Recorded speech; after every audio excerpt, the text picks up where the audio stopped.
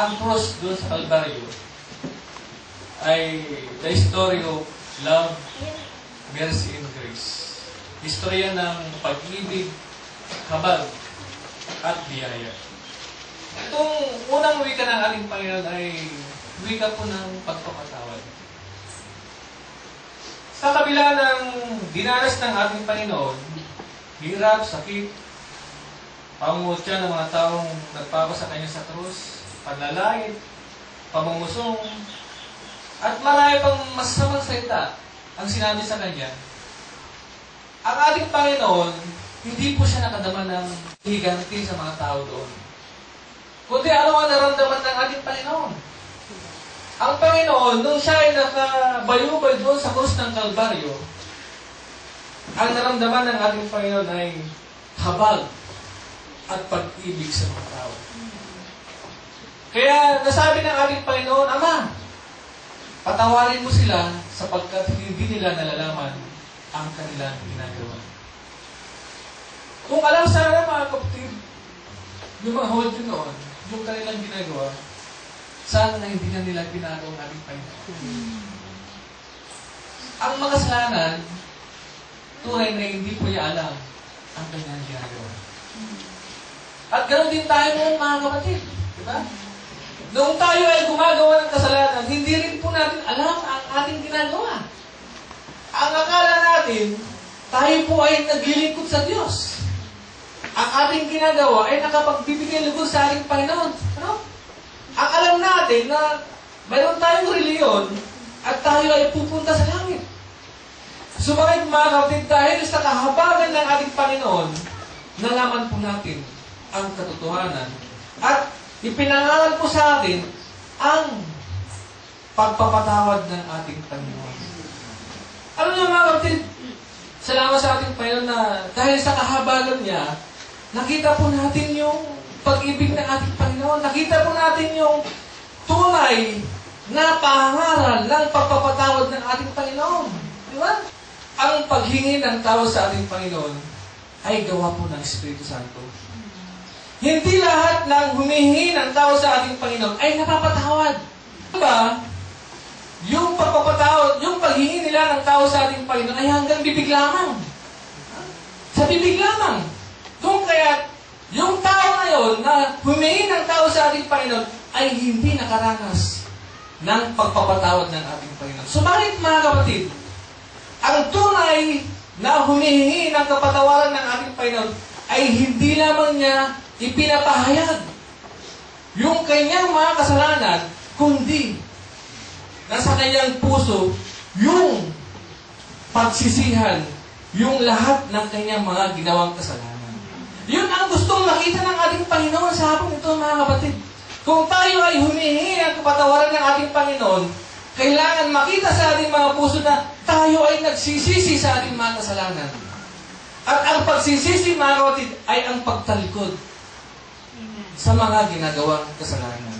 Kung kahit mga kapatid, kung tunay po tayong humihingi ng tao sa ating Panginoon at kung nakita ng Diyos na tayo ay tapat na humihingi ng kapatawaran ng ating Panginoon, tayo ay patatawarin ng ating Panginoon. Sapagkat nakikita niya yung nilalaman po ng ating mga puso, mga kapatid. Marami po ang humihingi ng kapatawaran, subalit yung pagtalikod sa kasalanan ay hindi po nangyayari sa kanilang mga buhay. Kung kaya't ang tunay na paghingi ng kapatawaran sa ating Panginoon ay nandun po yung puso natin na tayo po ay handang talikuran ang mga kasalanan na ating ginagawa. Alam niyo mga kapatid, ang pagpapatawad ng ating Panginoon, sabi nga, if God forgives, God forgets. Yan po ang pagpapatawad ng ating Panginoon. Kung tunay po yung ginawa nating paraan na tayo ay patawarin ng ating Panginoon, ang Panginoon, hindi lamang niya tayo patawarin, kundi kalilimutan ang lahat ng ating mga kasalanan. Diba? Kaya, ang Panginoon, yung lahat ng ating ginawang kasalanan sa harapan ng ating Panginoon, purado na yan. Kung tunay po yung ating puso na nagsisisi sa harap ng ating Panginoon. Kaya mga kapatid, sa hapong ito, sabi nga ng banal na kasulatan, gaano man kasama ang ating mga buhay, gaano man kalaki yung ating mga kasalanan, ang Panginoon ay handang magpatawad kung tayo ay tunay na lumalapit sa ating Panginoon at na humihingi ng kapatawaran sa ating mga kasalanan.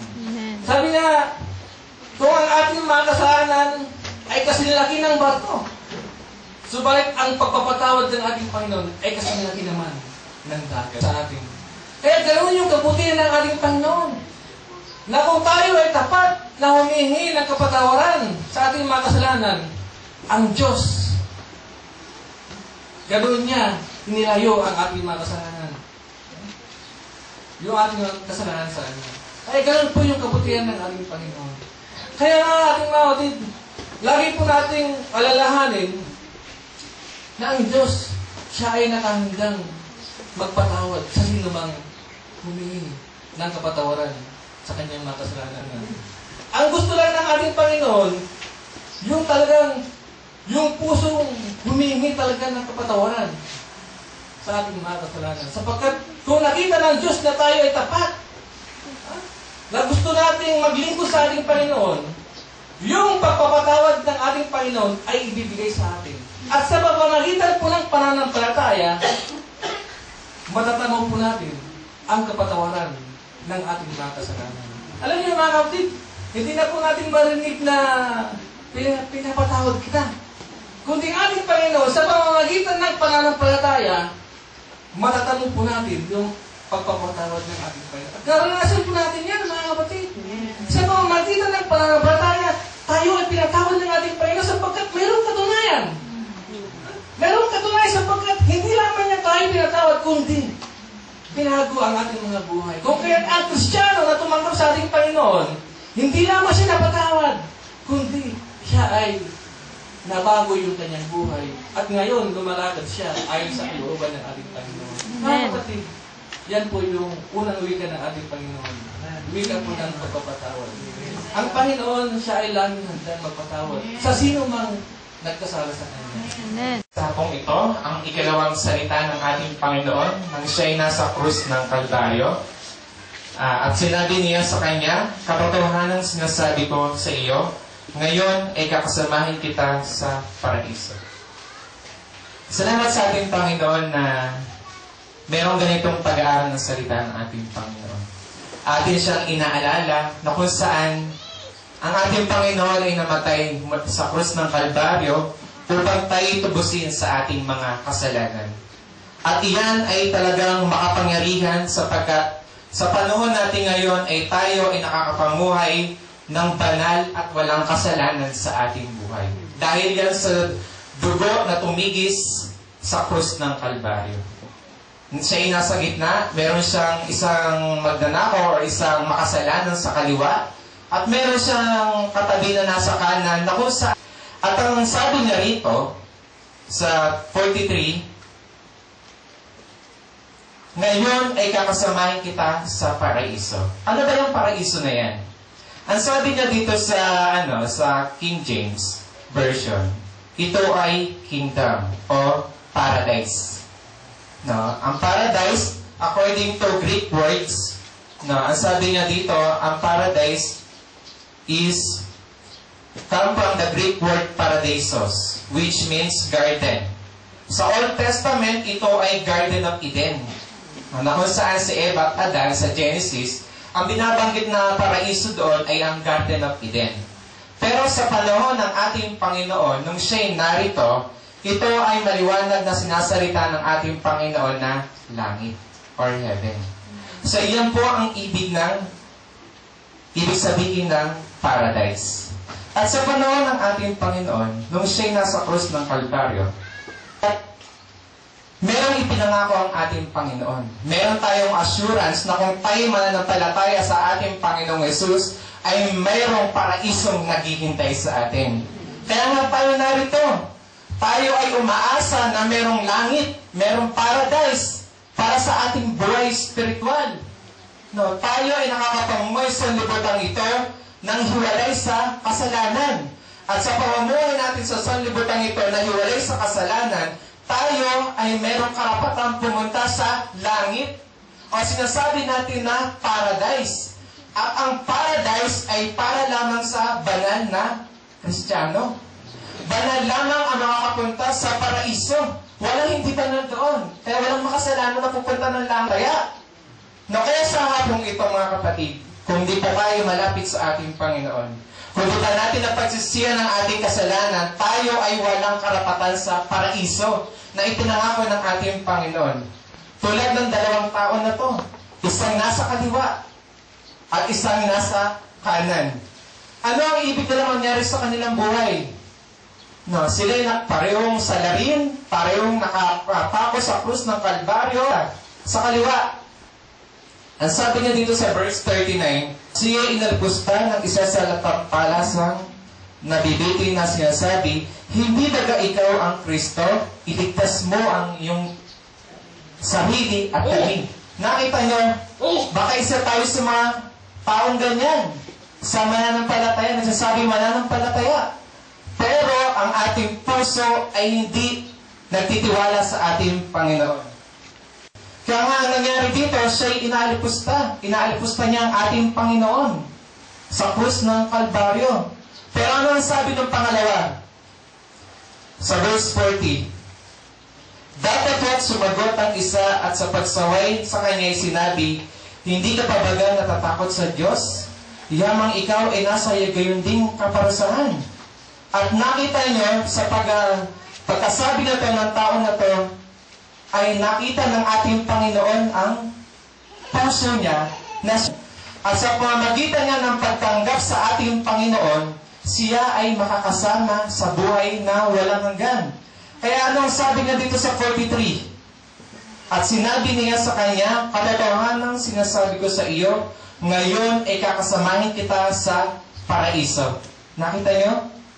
Kung ating tatanggapin ang ating Panginoon sa ating buhay, tayo ay magkakaroon ng buhay na walang hanggan. Kaya sa panahon ng ating Panginoon, bagamat siya ay inalipusta, bagamat siya ay kung ano-anong ginawa sa kanyang pang-aalimura, at hindi sa kanya sumunod ang mga tao, at siya ay ibinitin sa krus ng Kalbaryo, upang ganapin niya ang layunin niya, ang misyon niya sa sanlibutan ito, upang tayo ay magkaroon ng buhay na walang hanggan. Kaya nga 2,000 years ago na ang nakakaraan simula nang ang ating Panginoon ay mapako sa krus ng Kalbaryo, tayo ay nananampalataya na merong paraiso. Na yan ay pinangako sa atin ng ating Panginoon. Kaya nga tayo ay nabubuhay sa sanlibutan to sa pananampalataya. Na kaya hindi tayo nabubuhay sa sanlibutan to na hindi nananampalataya sa ating Panginoon sapagkat ipinangako niya na ang bawat isa sa atin ay merong nakalaan ng ating Panginoon. Lamang ating sundin ang kanyang kalooban at ang kanyang nais na tayo ay magsisi ng ating mga kasalanan at ating sundin ang kanyang kalooban. You will be with me in heaven. Sa araw na ito, kakasamahin kita sa paraiso. Kaya sa hapong ito mga kapatid, ano ba ang nais ng ating Panginoong mangyari sa ating buhay? Ibig ba natin mamuhay sa pagkakasala? O ibig natin na tayo ay manampalataya at hangarin natin ang paraiso ng buhay? Sapagkat ang tao ay sa sandaling panahon lamang dito. Ibinigay ng ating Panginoon ang kanyang buhay para sa ating mga kasalanan. At anong dapat natin gawin? Mga minamahal, narito na hindi pa nakakilala sa ating Panginoon, ito ang panahon ng kaligtasan. Na matagal na pinapangaral ng ating Panginoon yan, 2,000 years ago. At ano pa ang ating igagandi sa Kanya? Ano pa ang ating ginagawa? Kaya nga, nandito ang ating Panginoon, ating inaalala. At ito ay talagang nangyari noong 2,000 years ago. At tayo narito, ating inaalala, ating tinitingnan, ng ating pinakikinggang uli ang huling salita ng ating Panginoon, na kung saan ang ating buhay ay merong pagkakataon na magbago at ay magkaroon ng buhay na walang hanggan.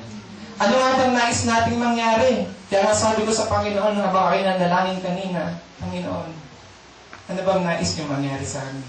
Heto na naman, aming inaalala ang iyong kamatayan. Ano bang nais niyo pang mangyari sa amin? Ibig ka namin na masunod ka sa aming buhay, pero nandiyan ang tukso. Pero salamat sa ating Panginoon, kayo ay nahayag. Kayo ay nagpakahayag sa amin upang kami makapanatili sa buhay na walang hanggan.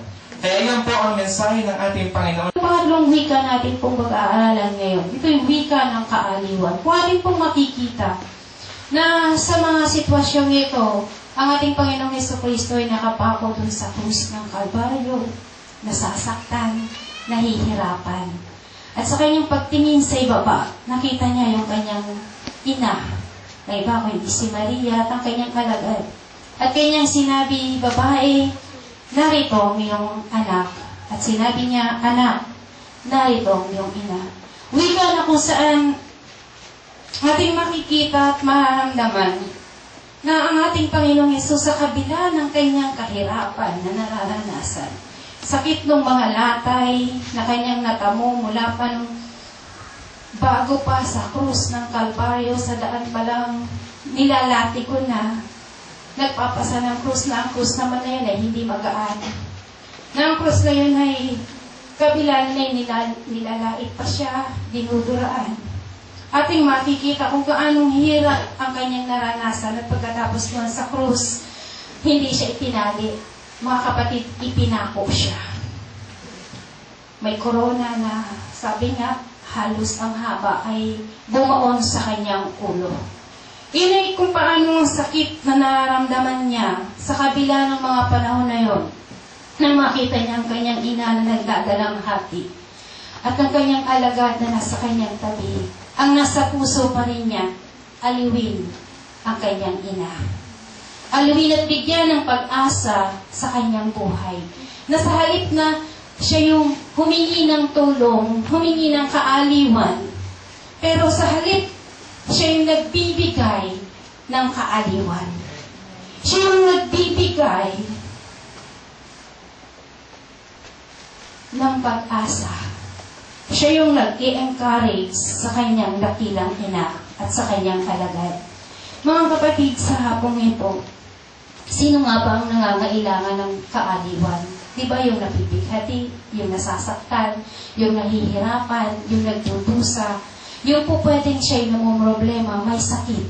At sino yung magbibigay ng kaaliwan? Di ba siya yung mayroong lakas, mayroong pag-asa, mayroong tunay na pinangahawakan sa kanyang buhay? Sino yung magbibigay? Di ba siya yung malapit, siya yung kapatid, siya yung itinuturing na kaibigan, siya yung tinuturing na kapamilya, kabilang sa miyembro ng pamilya. Sa hapong ito, mga minamahal, anong pananaw ng ating Panginoon habang siya ay nasa krus ng Kalbaryo?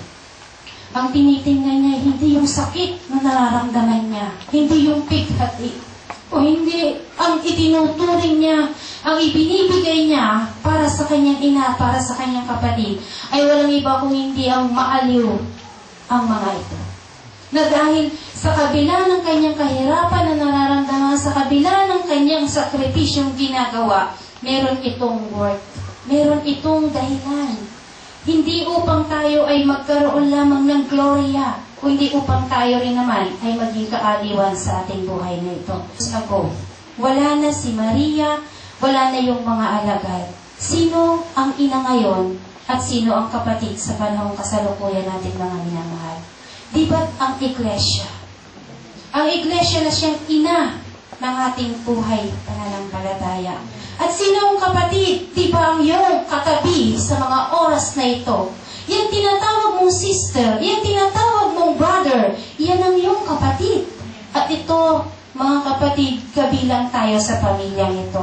Kabilang tayo sa iglesyang ito na binubuo ng kanyang ina at ng kanyang mga kapatid.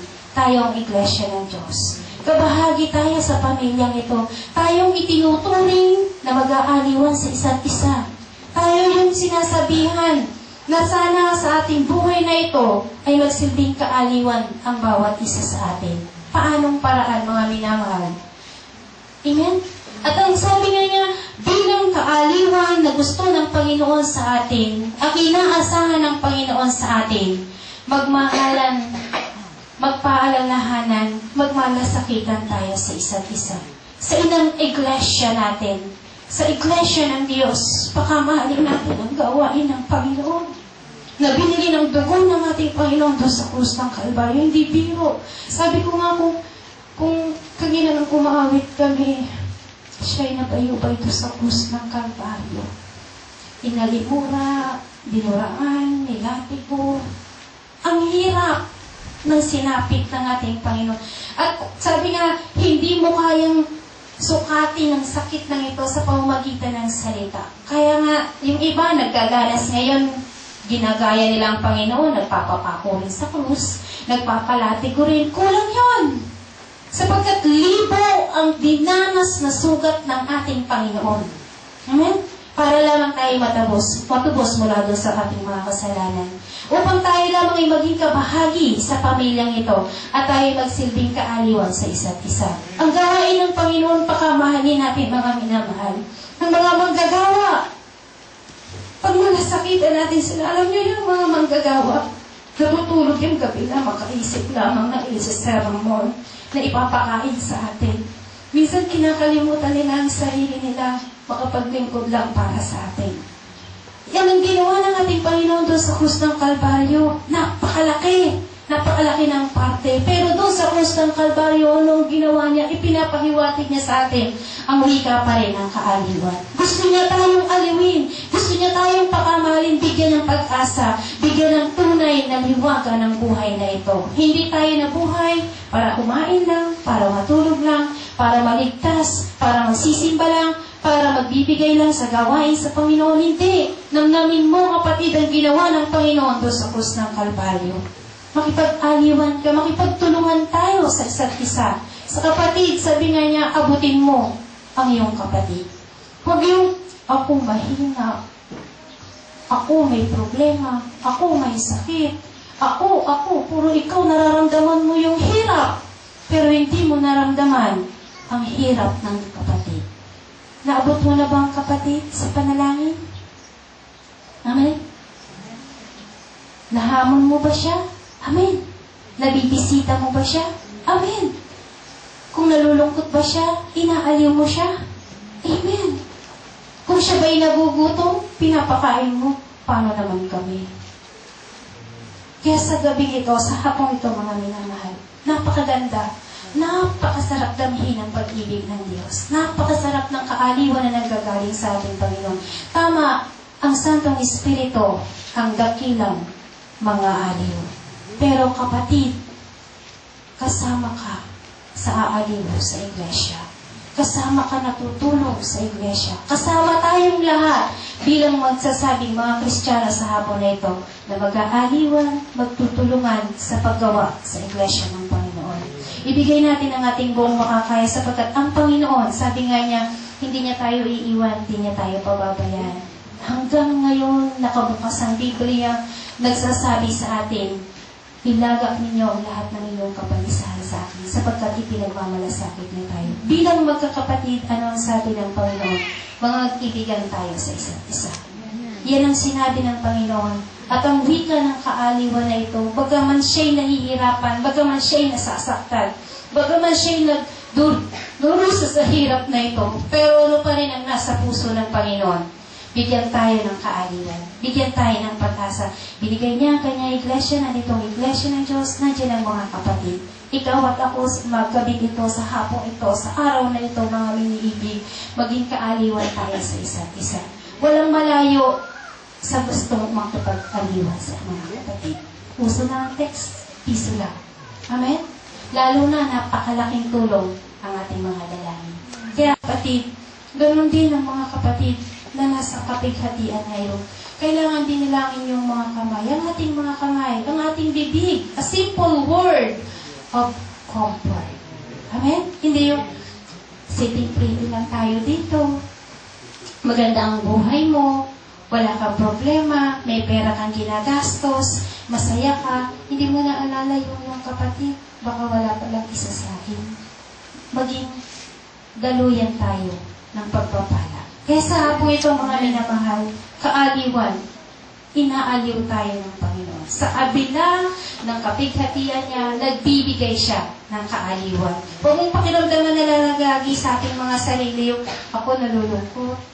Di ba? Minsan dahil dyan, ikaw na lang lagi yung ipinapanalangin, ikaw na lang yung lagi ipinagpapasting. Amen? Sa halip na ikaw ay magdadala na rin ng mga kaluluwa sa altar, mag-aakay ng mga kaluluwa, ikaw pa rin yung lagi binibisita, magpakalakas ka. Kapatid, it's time. Panahon na para naman tayo maging kaaliwan din. Matagal na. Sana tayong lahat maging kabahagi talaga ng pamilya ng Diyos na minamahal ng ating Panginoon. Nakabilang tayo talaga, maramdaman natin, kabilang tayo doon sa itinubos ng ating Panginoon doon sa krus ng Kalbaryo. Kaya purihin ang ating Panginoon sa hapon na ito, nawa, lalo pa natin mga ibigay ang ating mga sarili sa mga kabataan, sa mga magulang, sa bawat isa, anuman ang iyong kakayahan, ibigay mo ng buong lubos sa paglilingkod sa ating Panginoon. At magsisilbing hamon at lakas tayo at kaaliwan lagi sa iglesia ng ating Pabayaan. Binabayaan ng ating Ama, kasi ang tinawag niya dito yung ating Ama.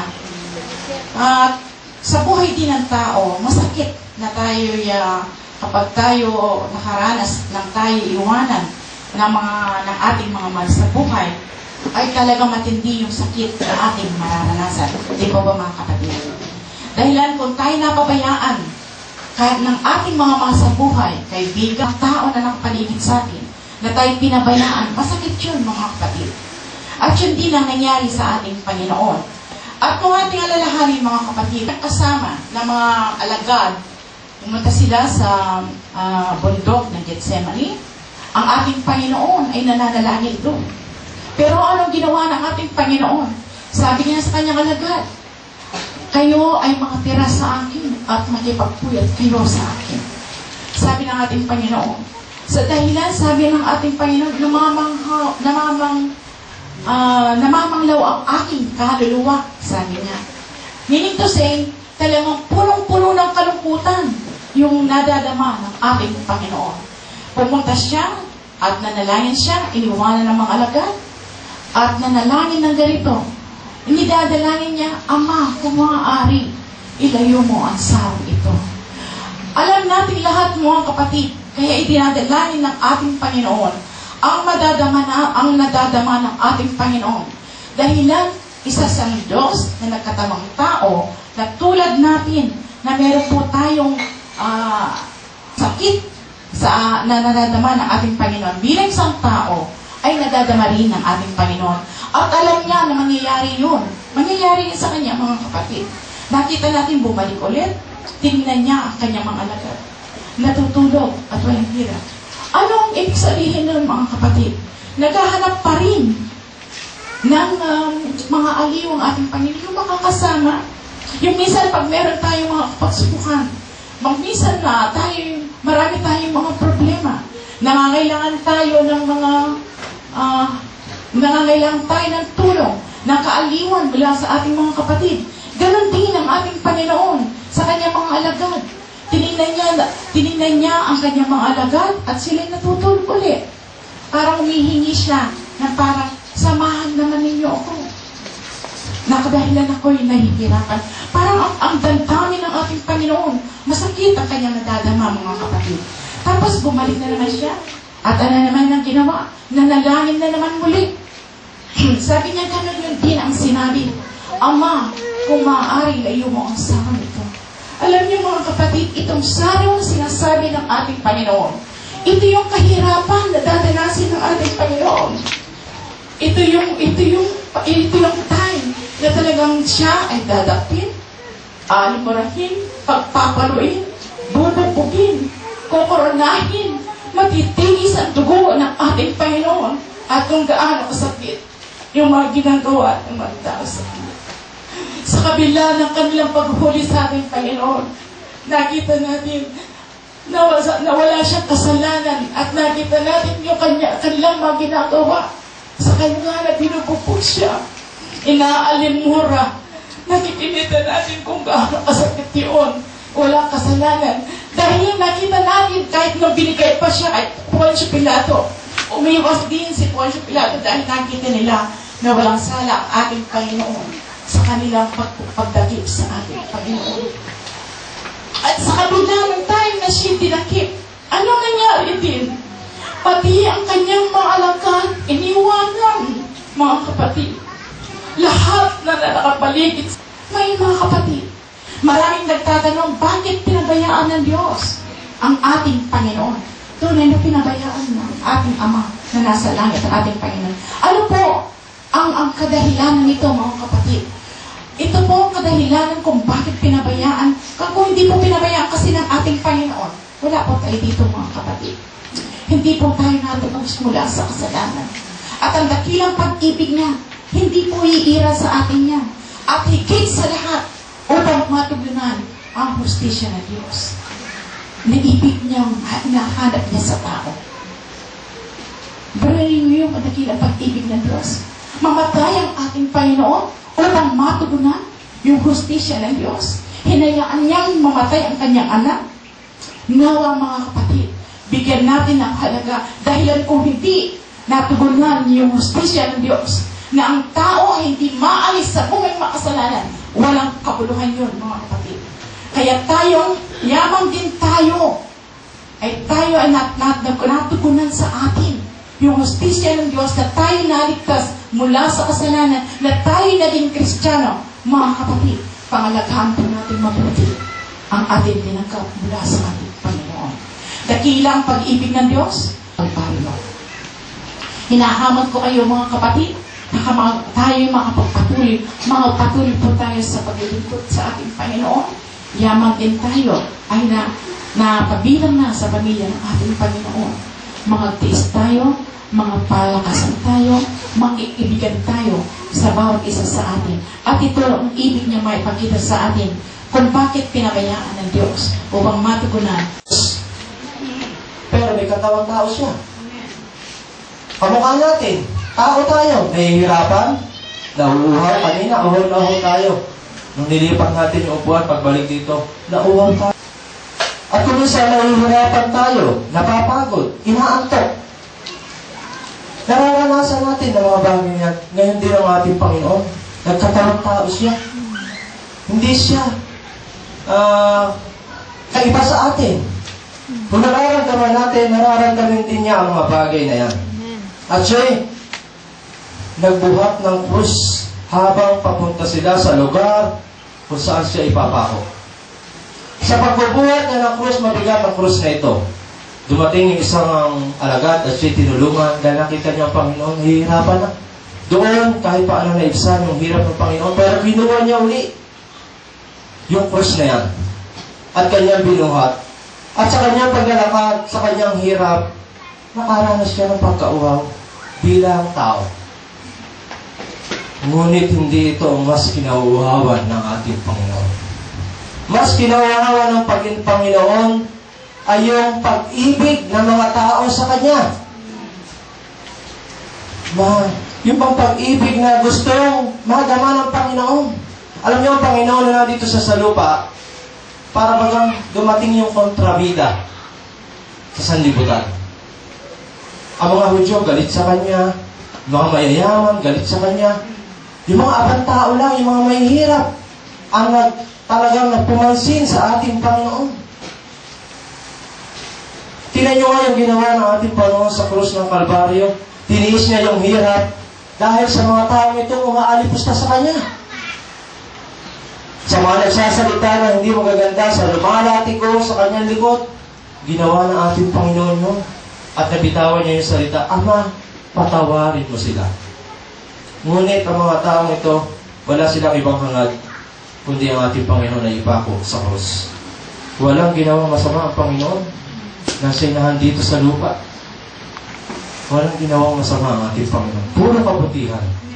Pero sa kabutihan na yan, pinalitan ng maraming tao ng galit, pangalipusta, paghamak sa ating Panginoon.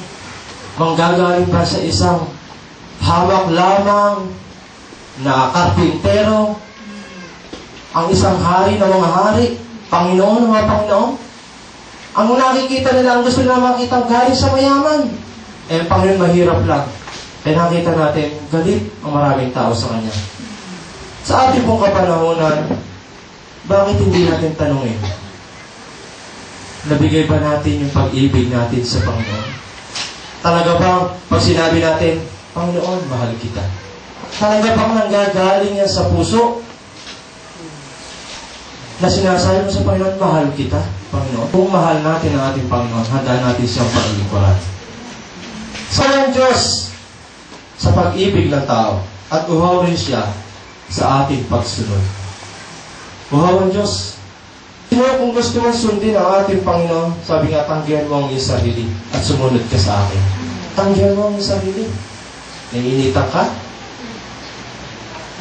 Puyat ka kagabi? Inaantok ka? Kaya half day lang ang paglilingkod mo? Kumisan ganyan titingnan ng Panginoon. Talaga bang handa sumunod sa akin ito? Kung sasabihin kayo na mamasukan, sasabihin ng iyong amo, overtime tayo na, kailangan trabaho. O sige pa, boss. Tuwa ka naman dahil overtime. Pero pag sa Panginoon, walang bayad. Mag-o-overtime ka kaya? Mga kapatid, yung sakripisyong ginagawa natin, maitutumbas ba yan sa sakripisyong ginawa ng Panginoon? Naisip niyo ba yung hirap na ginawa ng Panginoon? Sabi nga, alone and prostrated, walang tumulong. Nag-iisa siya. Talagang, yung krus na yan, yung ating mga kasalanan, pinasan niya.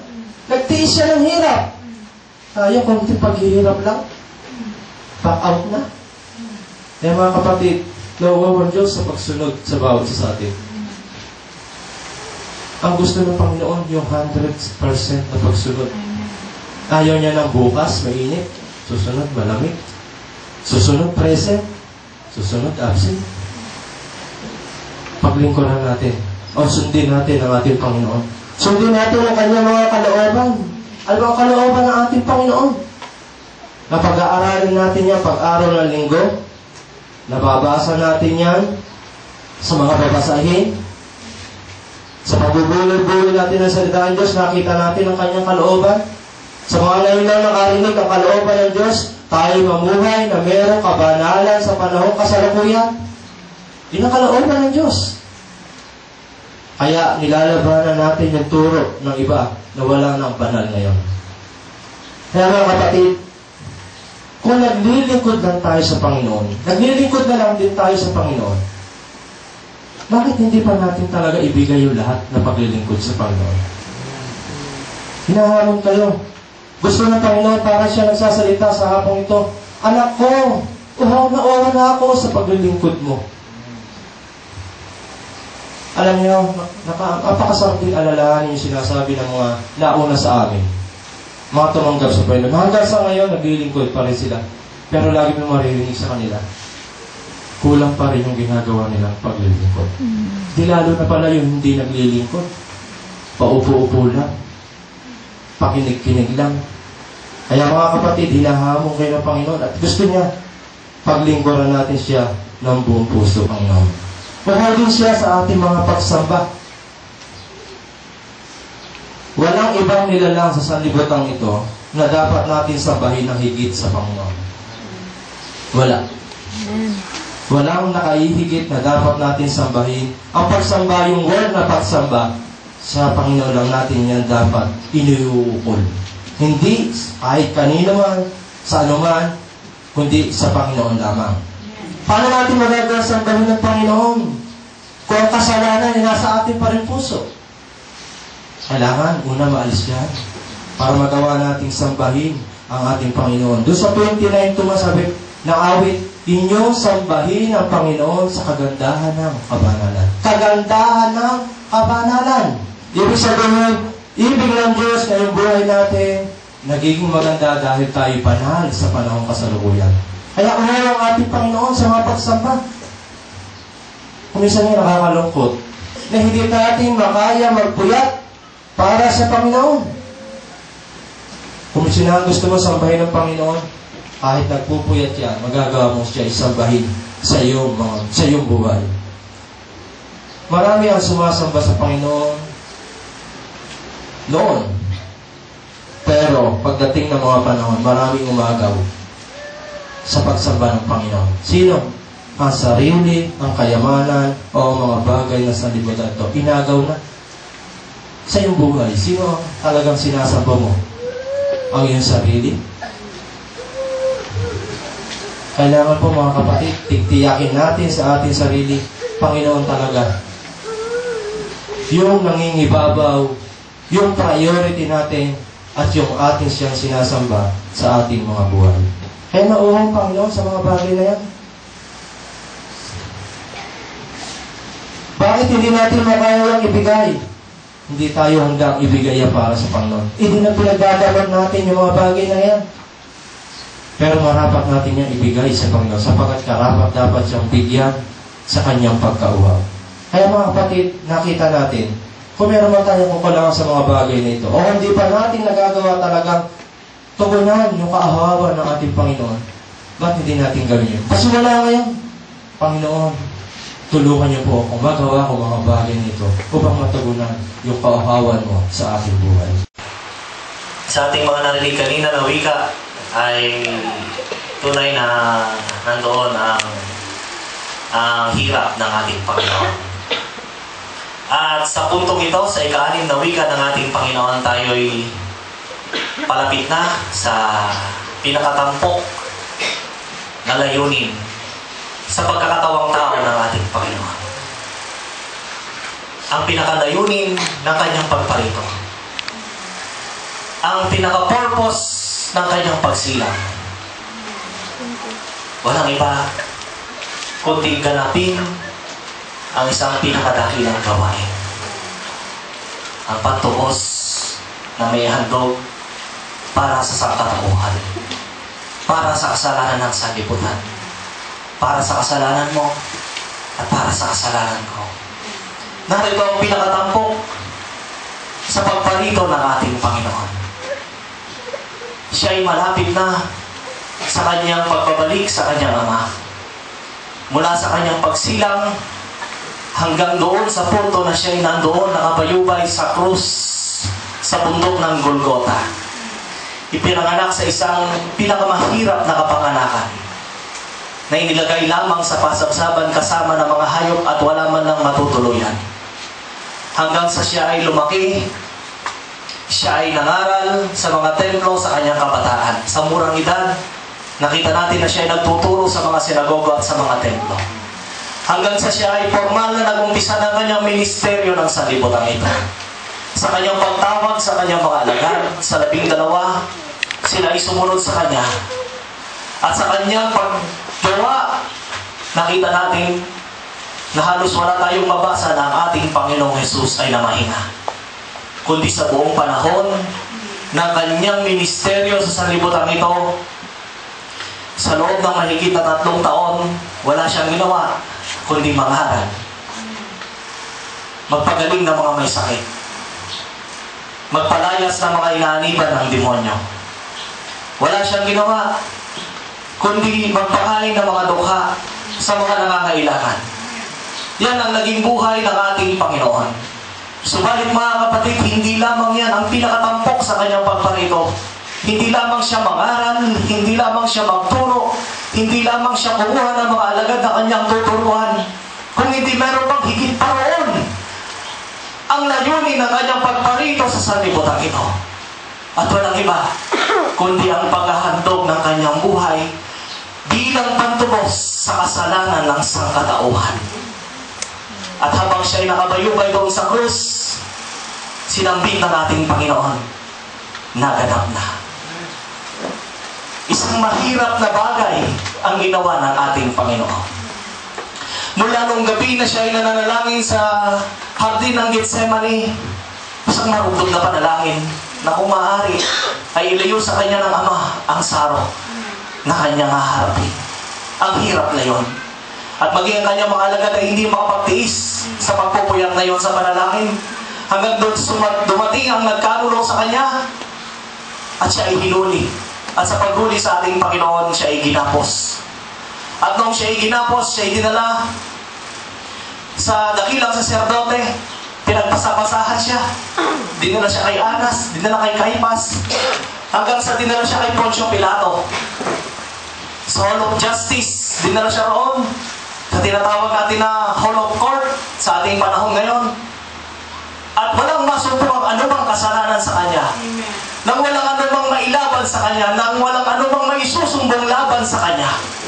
Subalit, sa pagnanasa ng maraming mga Hudyo na siya'y maparusahan at mapako sa krus, nandoon pa rin na natuloy pa rin na siya ay mahatulan. At nung siya ay nahatulan, mga kapatid, pinasan niya ang kanyang krus on the way sa bundok ng Golgotha. Sa krus na kanyang pinapasan na mas mabigat pa sa kanya, na mas malaki pa sa kanya. At doon, as they reach the Golgotha, mga kapatid, yun na yung point na siya ay ipapako sa krus. Dadanasin na niya ang pinakamahirap. At habang siya ay naglalakad papunta roon, mga kapatid, siya ay hinahampas. At alam niyo ba na sa kanyang paghampas sa kanya, allowed lamang sana na 39 lamang na panghampas ang dapat na tanggapin ng ating Panginoon ayon sa batas ng Hudyo. Pero higit pa roon ang kanyang naranasan. Sapagkat mas marahas ang mga Romano kaysa sa mga Hudyo.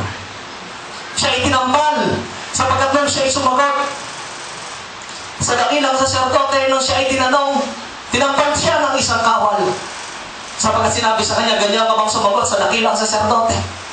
Subalit sinabi niya, anong kasamaan ng aking sinagot sa aking sinabi? At habang siya ay naglalakad, nandoon ang hirap, ang pagod, ang sakit na kanyang nararanasan. At pagdating nila sa lugar ng Golgotha, yun na yung point na siya ay ipapako sa krus. Krus, isang letter T na kung ating may imagine. At habang siya ay pinapako sa krus sa pamamagitan ng pagpukpok sa kanyang mga kamay at sa kanyang mga paa. Anong sakit iyon, mga kapatid? Ang naramdamang iyon ng ating Panginoon. To the very nerve endings ng kanyang mga kamay ay naramdaman niya iyon. Tayo nga, di po ba? Ilapit mo lamang ang iyong kamay sa isang mainit na bagay. Nararamdaman mo na kahit hindi pa ito dumadampi. Ganyan kasensitive ang ating mga nerve endings, mga kapatid. To the very delicate tendons ng kanyang mga kamay. Ito mga litid ng ating mga kamay, kaya naiuunat natin ito. Mga delicate tendons. At sa mga maliliit na buto nito, yun ang dinanas ng ating Panginoon. At habang ibinabaon yung pako na ipinako sa kanyang mga kamay, he experienced pain. Nandoon ang sakit. Nandoon ang kirot. Nandoon ang pagtulo ng dugo. Nandoon ang pagtulo ng pawis sa ating Panginoon. At sa kanilang pagtayo sa krus na pinagpagawa nila sa ating Panginoon, nandoon na habang itinatayo nila yung krus na yun, nagtatransmit ang brain rate ng ating Panginoon sa kanyang mga kamay at sa kanyang mga paa. Gano'ng kasakit yun na ang buong bubuhat sa kanyang katawan ay magagaling lamang sa pako na nakapako sa kanyang mga kamay at sa kanyang mga paa. And as they erect the cross, mga kapatid, nandoon sa motion of jerking na kanilang ikinaldag iyon, sapagkat hindi gano'ng kadali yun ay tayo at dahan-dahan mo itong ibabaon doon sa pagkakatayo nito. The experience of jerking na yon, 2 times na kanyang weight ang kanyang ma-experience. Nasubukan niyo ng makaldag. Tumagal ng iyong sinasakyan na sasakyan. Hindi ba para kang napakasakit ang iyong mararamdaman? Gaano ba kaya sa ating Panginoon? Meron ang ating kapaglitas.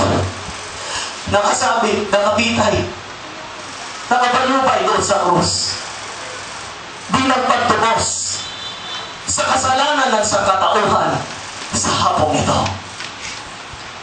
An awful death ng ating Panginoon, yet a glorious finish.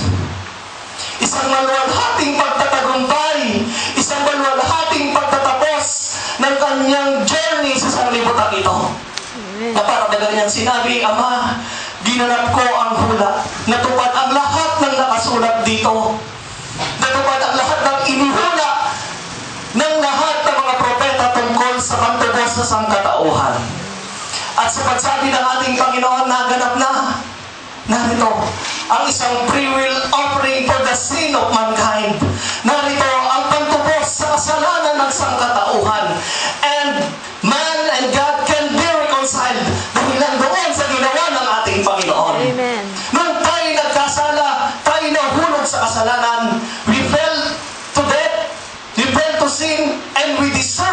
punishment. We deserve to be perished sapagkat yan ang sinasabi ng hustisya ng ating Panginoon. Yan ang sinasabi ng hustisya ng Diyos. Subalit dahilan sa ginawang sakripisyo ng ating Panginoon, we have been reconciled to God. Amen. Nagkaroon tayo ng pagkakataon. Nagkaroon tayo ng pag-asa. Nabuksan ang sangkalangitan, ang kaharian ng Diyos for every believing soul sa hapong ito. Nagkaroon tayo ng pagkakataon upang nang sa gayon ay mapigil ang ating pagtungo sa kaparusahan. At yan ay dahil sa naganap ng ating Panginoon. Hindi na kailangan tayo maghirap, hindi na kailangan tayo ipako sa krus, hindi na kailangan ikaw magsakripisyo katulad ng ginawa ng ating Panginoon sapagkat ginawang lahat yon ng ating Panginoong Jesus for you, for us. Individually, mga kapatid, ginawa iyon lahat ating Panginoon. Naganap na ng ating Panginoon ang pinakadakilang layunin sa kanyang pagparito sa sanlibutan ito. At nang magkagayon tayo magkaroon ng pagkakataong makapagbalik loob sa Kanya. Magkaroon ng pag-asa. Magkaroon ng tunay na kaligtasan sa kasalanan. Amen. Habang tayo narito sa sanlibutan ito. At habang ang ating Panginoon ay nakabayubay doon sa krus pagkatapos na kanyang masambit ang ika-6 ng wika, binanggit niya ang huling wika ng ating Panginoon sa 23:46 ng Lucas. At si Jesus na sumigaw ng malakas na tinig ay nagsabi, Ama, sa mga kamay mo ay pinagtatagubilin ko ang aking espiritu.